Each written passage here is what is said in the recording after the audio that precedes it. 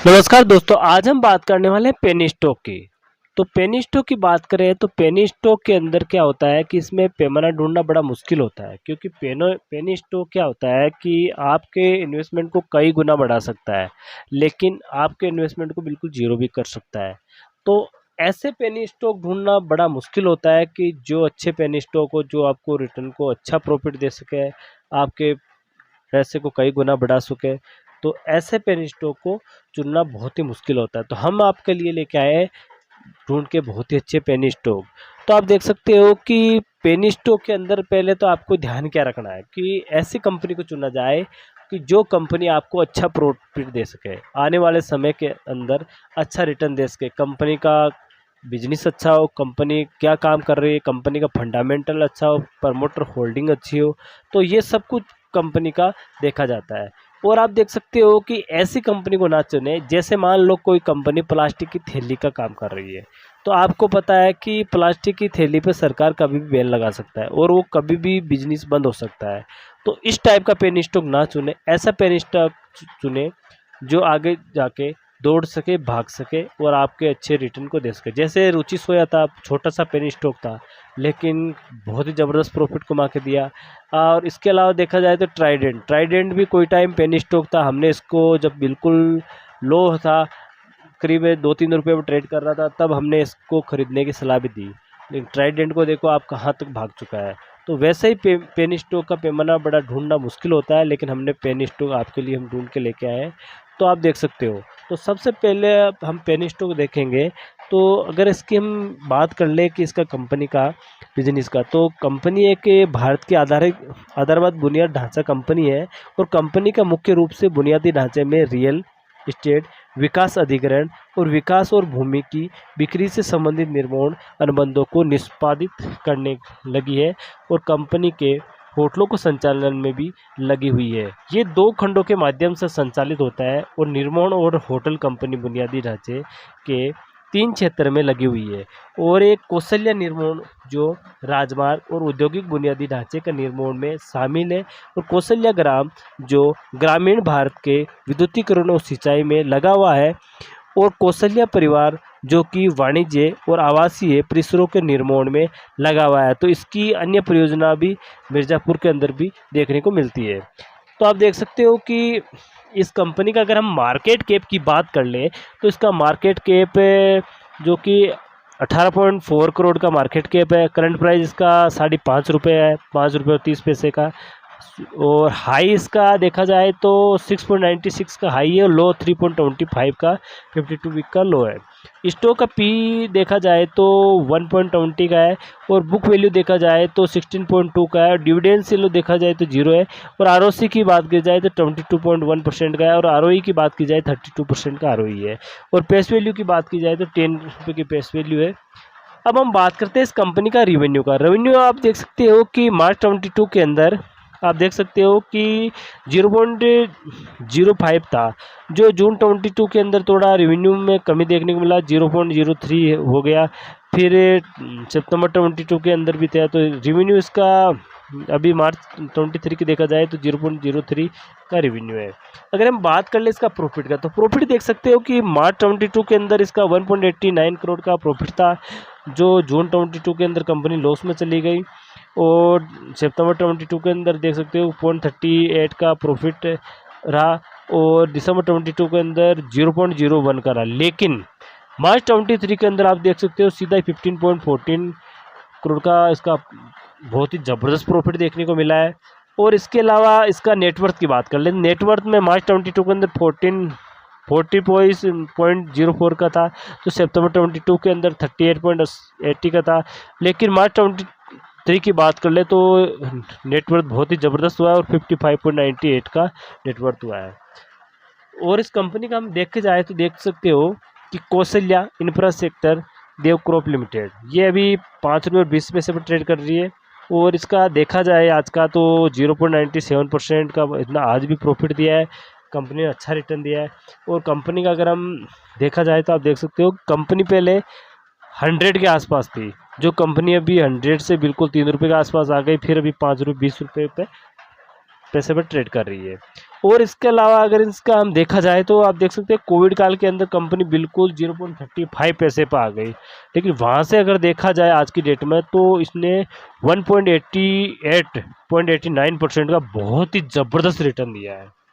अब इसके अलावा इसकी हम बात करते हैं सेल्स ग्रोथ की, तो 10 ईयर के हिसाब से -42% का है, और 5 ईयर्स के हिसाब से 70% का है, 3 ईयर्स के हिसाब से 13% का है, और TTML के हिसाब से देखा जाए तो 14% का है।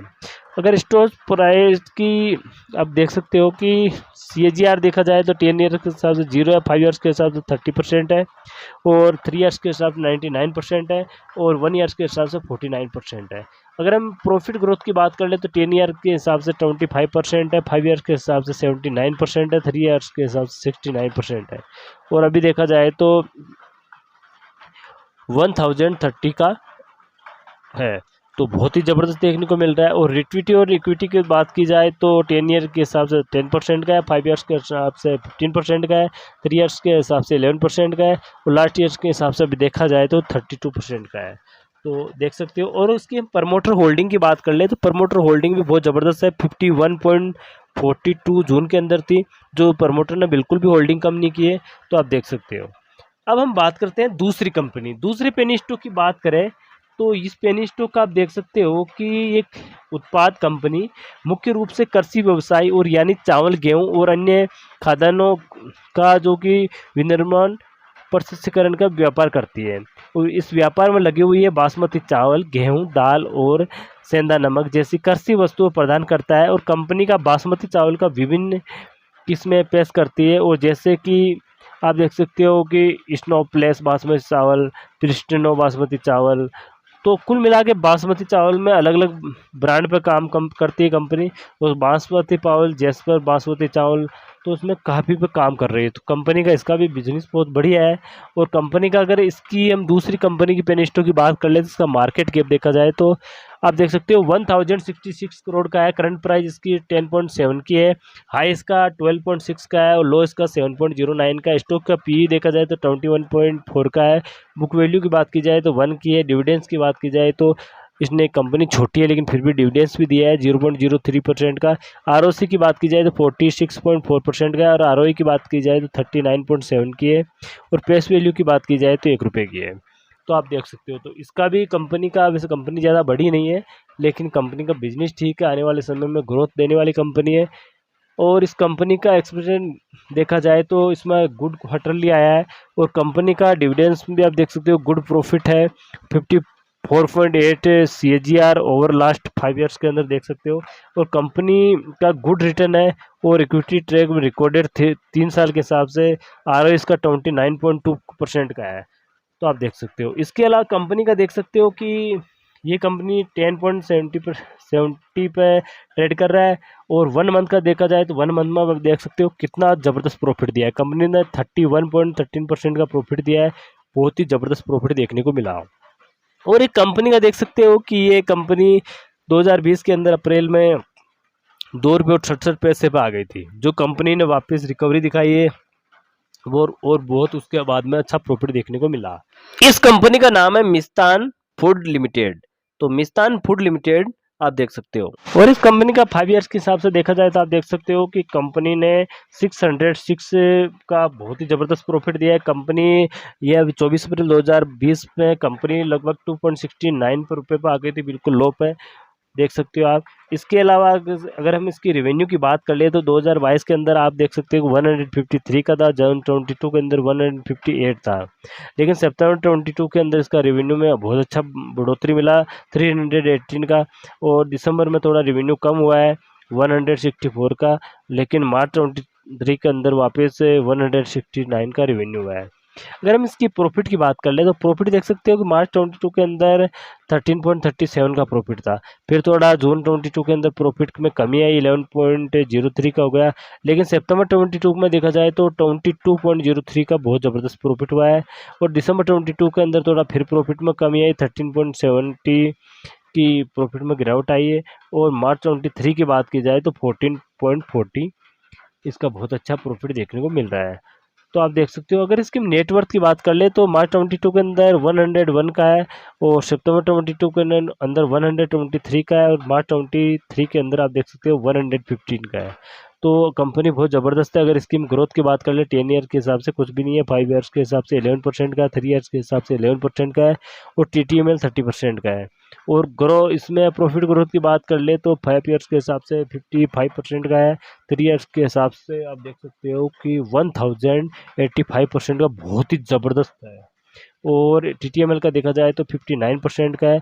स्टॉक प्राइस CAGR देखा जाए तो आप देख सकते हो कि 3 ईयर्स के हिसाब से 14% का है, 1 ईयर्स के हिसाब से 11% का है।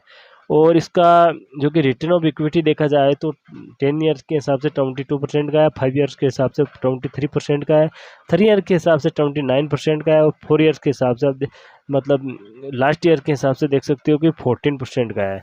तो बहुत ही ज़बरदस्त है।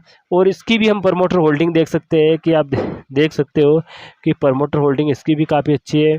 अगर हम बात कर ले 22 के अंदर तो 49.28% प्रमोटर की होल्डिंग है, लेकिन अभी प्रमोटर की थोड़ी सी हल्की होल्डिंग बढ़ाई गई है। मार्च 23 के अंदर 49.77% का प्रमोटर की होल्डिंग है, आप देख सकते हो। और इसके साथ साथ इसमें FI भी एंट्री लेना शुरू कर दिया, 1.30% FI के पास है, बाकी पब्लिक के पास है। तो फ्रेंड्स, आप कोई भी खरीदारी करने से पहले अपने रिसर्च एडवाइजर से सलाह लेकर खरीदारी करें, क्योंकि ये वीडियो सिर्फ हम एजुकेशन पर्पज से बताते हैं। ओके दोस्तों, फिर मिलेंगे अगली वीडियो के साथ।